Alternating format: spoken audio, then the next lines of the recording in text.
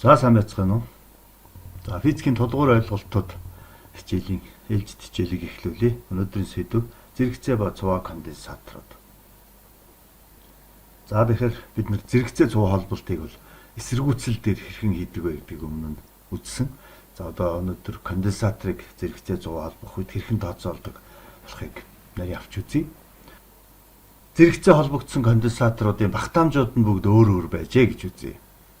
За тэгэхээр хэдийгээр зэрэгцээ холбогдоод багтаамжууд нь өөр өөр болохоор хүчлүүд нь бол харин ижилхэн байна.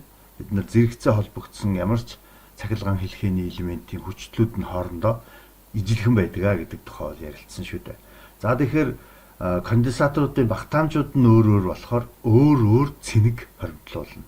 Бүгдээр адилхан хүчлэлтэй боловч өөр өөр багтаамжтай учраас өөр өөр цэнэгүүд хоригдлуулна гэсэн үг. Тэгэхээр энд 3 конденсатор байгаа үед бол 3 өөр конденсатор маань 3 өөр багтаамжтай 3 өөр цэнэг хоригдлуулсан байна.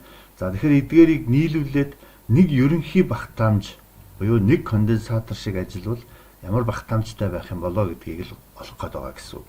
За тэгэхээр бүгдээрээ ерөнхийдөө нэг 3 цэнэгийн нийлбэр хадгалагдана гэж үзэж болно.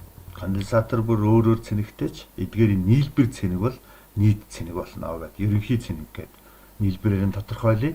За тэгэх юм бол одоо бид нар яах нь энэ өмнөх томьёон дээр байгаа тус бүрийн цэнэгүүдийг хооронд нь нэмнэ л гэсэн үг. Тэгэхээр C1-ийг үржих нь хүчтэл, C2-ыг үржих нь хүчтэл, C3-ыг үржих нь хүчтэл гэсэн томьёонууд бүгд хоорондоо нэмэгдээд ирэхээр энэ бүгдэнд нь ижилхэн хүчтэл байгаа.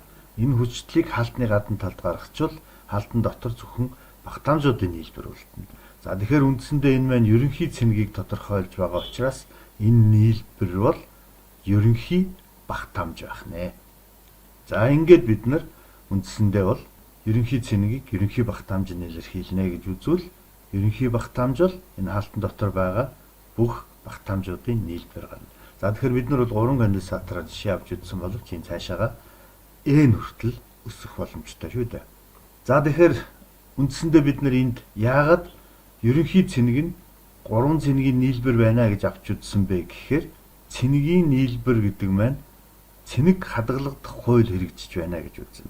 Конденсаторууд тус бүрдээ цэнэгтэй юм бол бүх цэнэгийн нийлбэр нь нийт цэнэг л болох ёстой.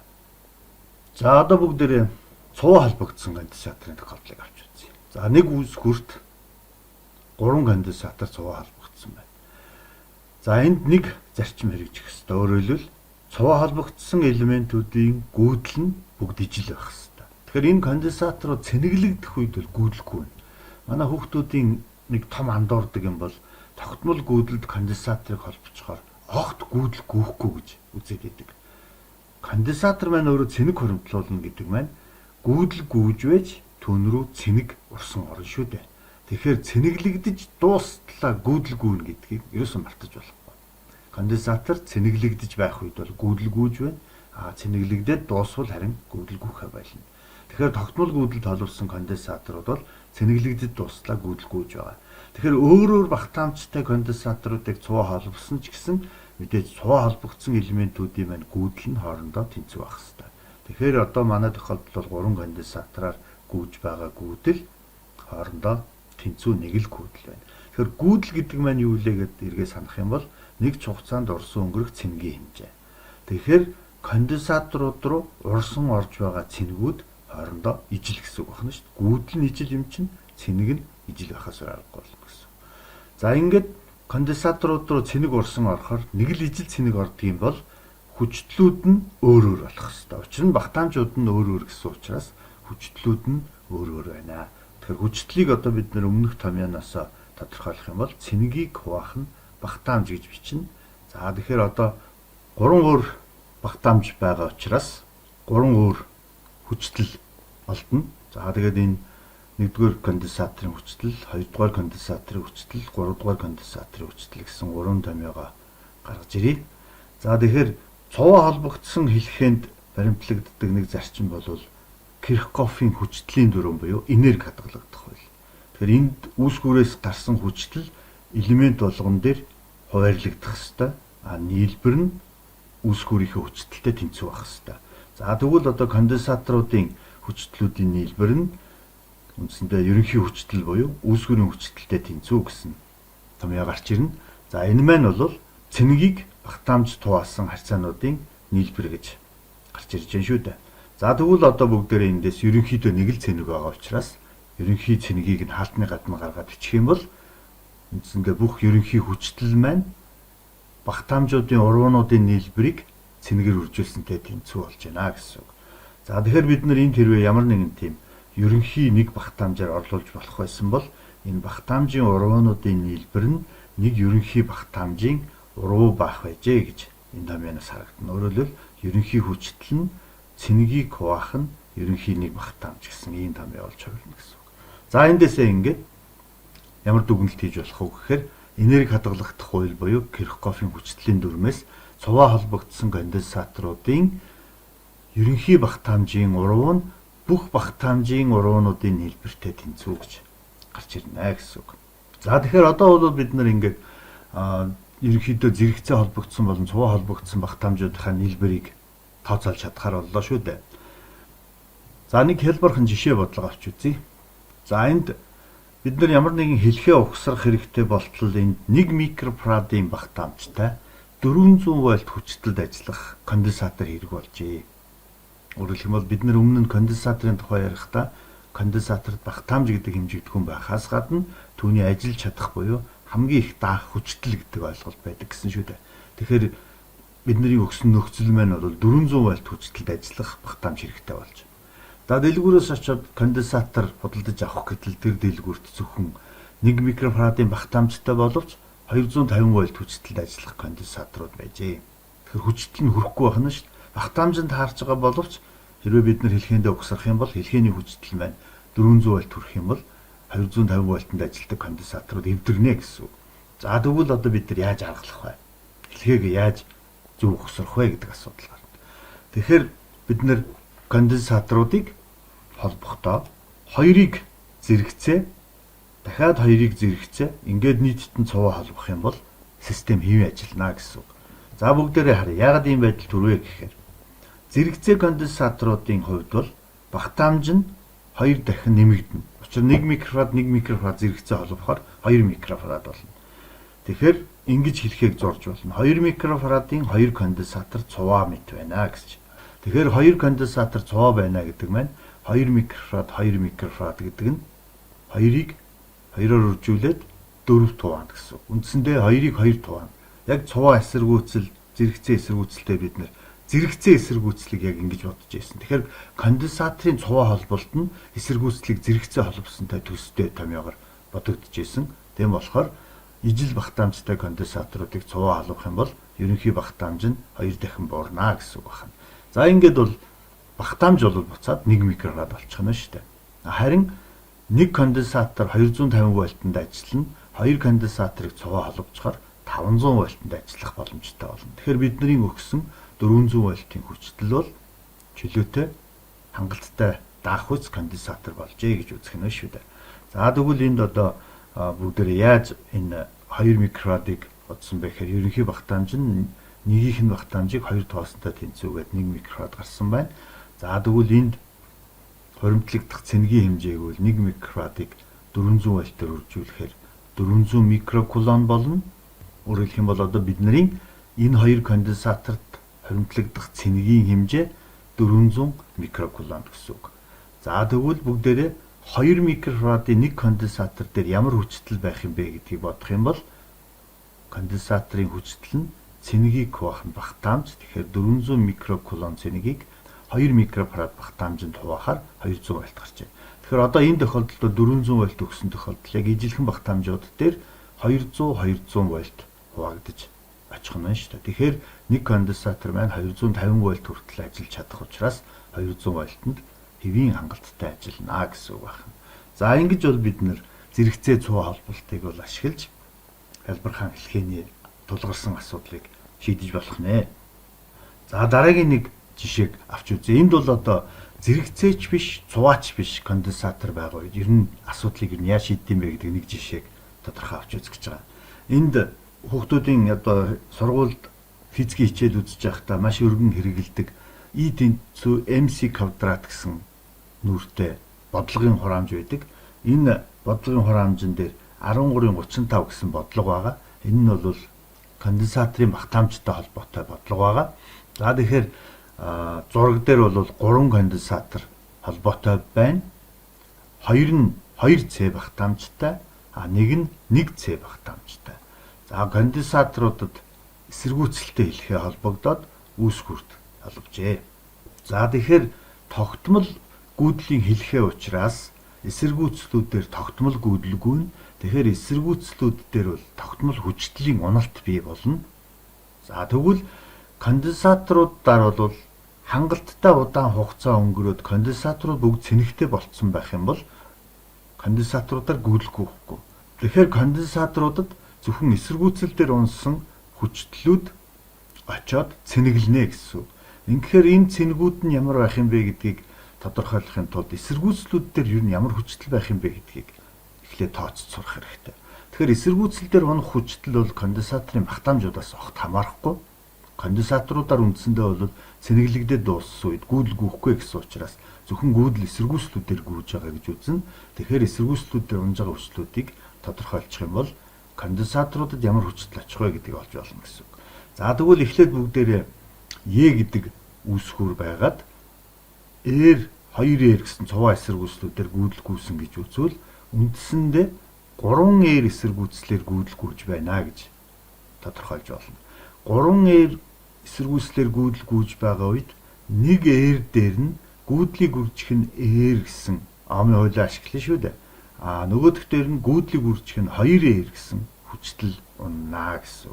За тэгээд энэ маань бол хэлбэрхэн цахилгаан хэлхээний бодлого учраас та нар дахиад өөр аргуудаар бодоод тодорхойлж үзээрэй. Тогтмол хүчтэл нь бол хэлхээг хэлбэрчлээд зурвал 1R эсэргүүцэл дээр 3.1 Е гэсэн үүсгүүрийн хүчтлийн 3.1 нь унана.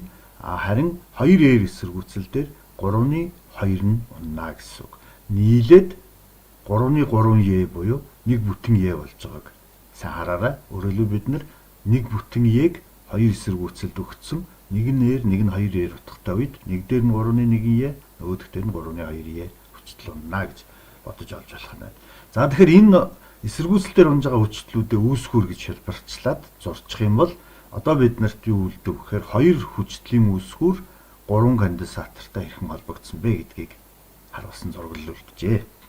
За одоо бид нар энд 1C багтаамжтай конденсаторын цэнэгийг нь олох гэдэг шүү дээ.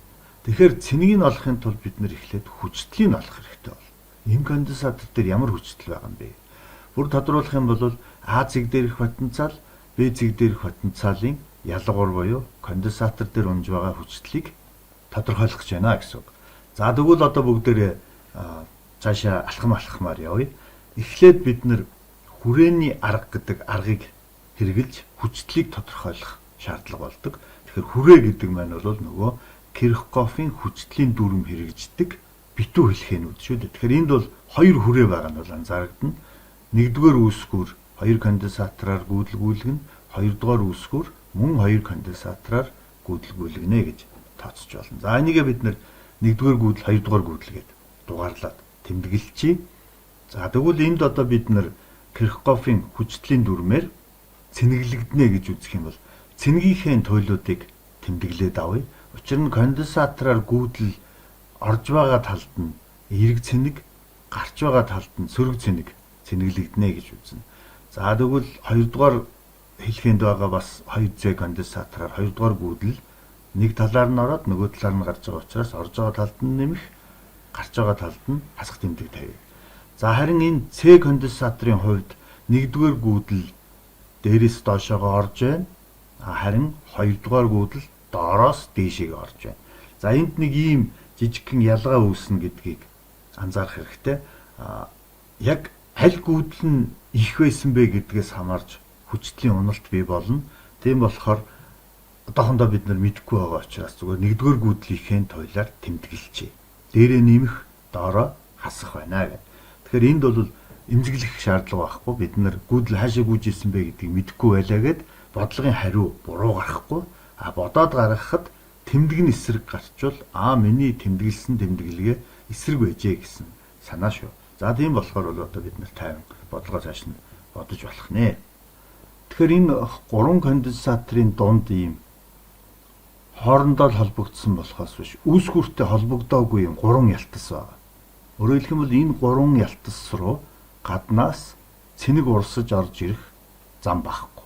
Мөн энэ 3 ялтасаас гадагшаа цэник урсан гарах зам байхгүй гэсэн үг. Нөгөө ялтсууд нь бол үүсгүүрүүдтэй холбоотой байгаа. Тэгэхээр цэник урсан орж ирж болно, цэник урсан гарч болно. Тэгэхээр энэ 3 ялтсыг энэ системд байгаа арал гэж нэрлэдэг байна. Гаднаас ямар нэгэн урсгал орж ирэхгүй, гадагшаа урсгал гарахгүй учраас.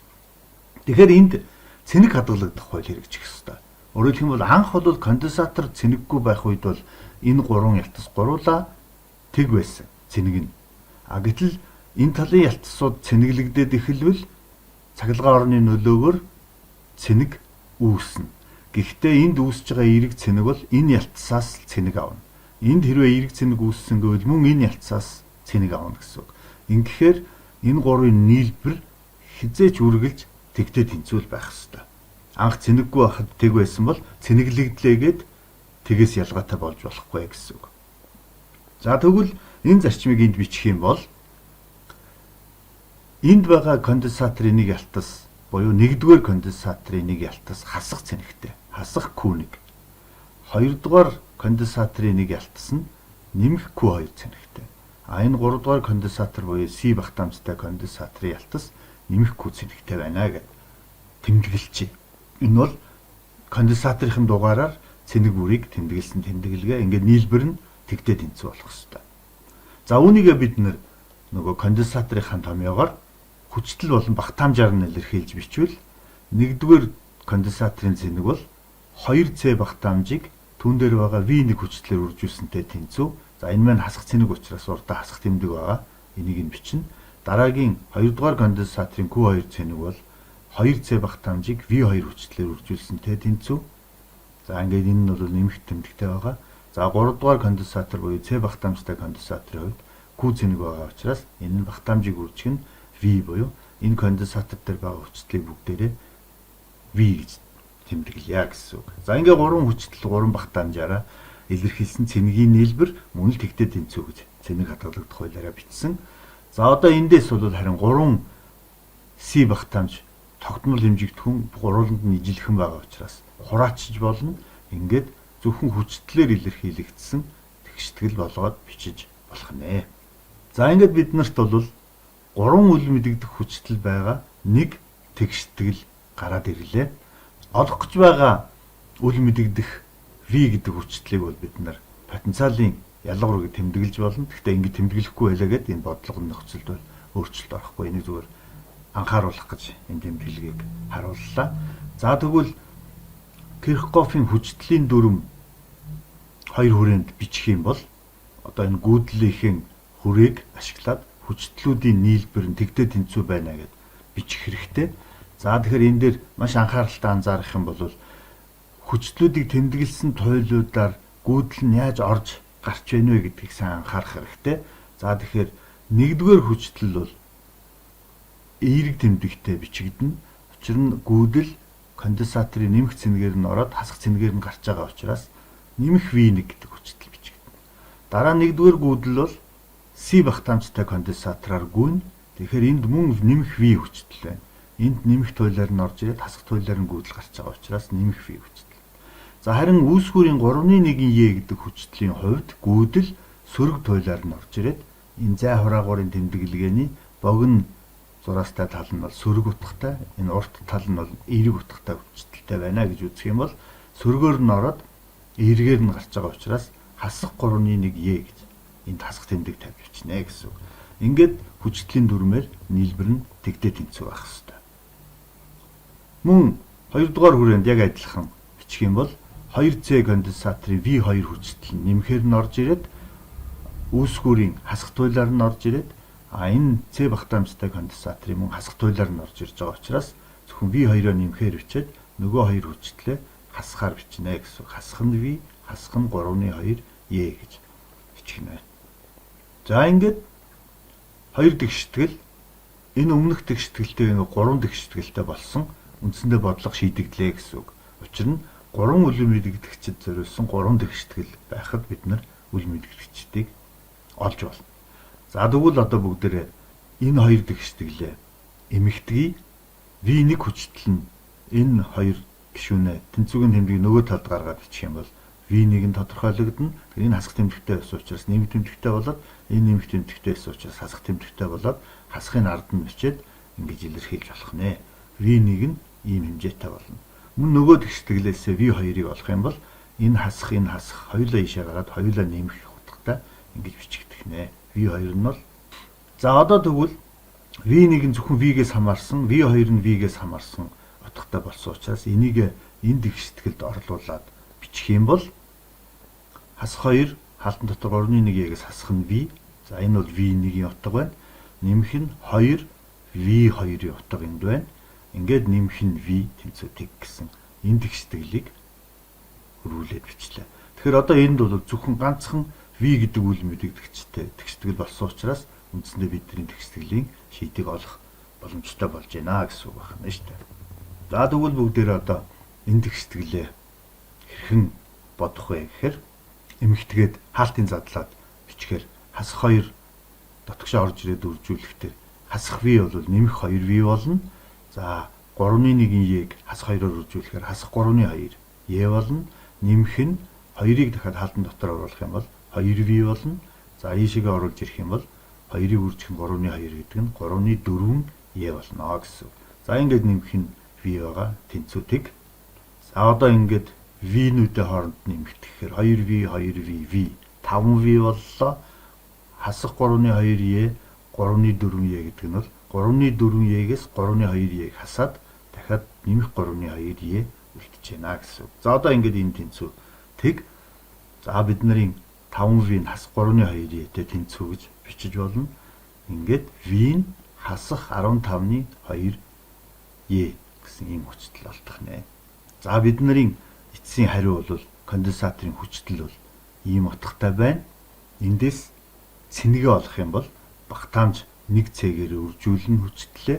Ингэхээр хасах 15-ны 2 E-г үржих нь C гэсэн ийм цэнэг байна гэж бидний хариу олдож байна.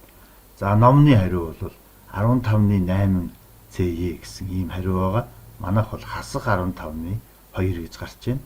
Тэгэхээр энэ дээр бол ямар нэгэн цэнэгийн туйл энэ дээр ерөөсөө бодлогоогоор эцсийн хариу гаргах гэж оролдсон баг. Тэгэхээр 15-ны 2 гэдэг нь бол энэ багтаамжийнх гарч байгаа. Харин 15-ны 8 гэдэг нь бол энэ багтаамжийнх гардаг. Тэгэхээр энд бол бодлогыг бодож явахдаа буруу тэмдэглээд хариун дээрээ тавьсан ийм асуудал байж магадгүй шүү гэдгийг анхааруулах гэсэн. За тэгэхээр хүчтэл болон цэнэг сөрөг туйлтай гараад байгаагийн учир юу вэ гэхээр бид нар энд байгаа гүйдлийнхээ туйлуудыг тэмдэглээд эцсийн дүнд энийг тэмдэглэхдээ I1 гүйдлээрээ автсан. Гэтэл энд бол I2 гүйдэл нь их хүчтэлтэй үүсгүүрээс гарч байгаа учраас арай илүү их гүйдэл гүйх байсан байна. Тэгэхээр I1-ийн гүйдлийн эсрэг чиглэлд гүйдэл давмгайлж I2-ын давмгайлж энд нэмэх туйлтай, энд хасах туйлтай цэнэг хоригдлогджээ гэсэн үг байна шүү дээ. Тэгэхээр бид нэр анх бодлогоны өмнө яа тэмдэглэсэн бэ гэдэг нь тийм их аюултай зүйл биш. Эцсийн хариун дээр тэмдэг зөрүүтэй гарахад л бүх асуудал шийдэгдэж юм а гэдгийг ойлгох хэрэгтэй. За ингээд анхаарлаа хандуулсан явдалд баярлалаа. Дараагийн хичээл хүртэл баяртай.